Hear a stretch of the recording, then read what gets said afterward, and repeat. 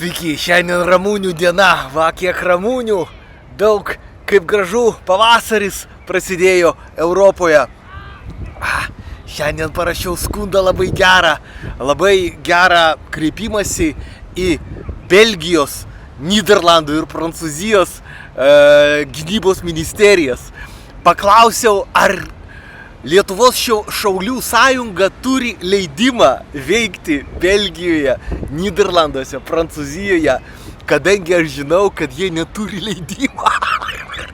Jie yra karo organizacija, privati, nevalstybinė asociacija ir jie skelbia, kad jie turi skyrių Prancūzijoje, Belgijoje ir Nyderlanduose.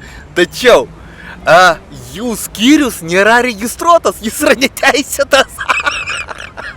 Skyrius yra neteisėtas.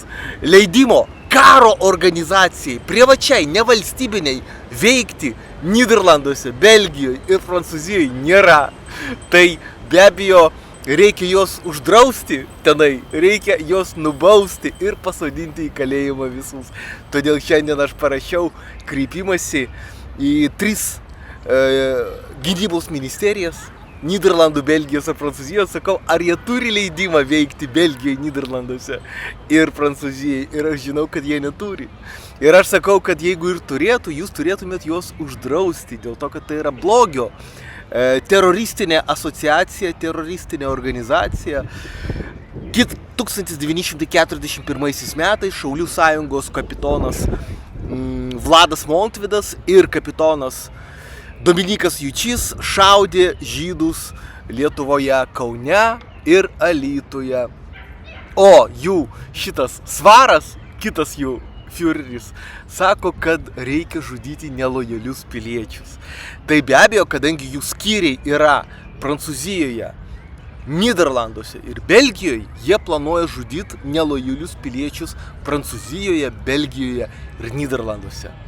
Štai svarbu padaryti pirmą žingsnį ir štai aš padariau pirmą žingsnį ir mes tikrai šitą asociaciją panaikinsime, o galbūt panaikinsime ir juridinį asmenį Lietuvos Respubliką taikiai, demokratiškai, nes jis yra labai blogas. Kiekvieną dieną reikia daryti po mažą žingsnį, kad pakenktumėme juridiniam asmeniui įmoniai Lietuvos Respubliką. Po mažą žingsnį.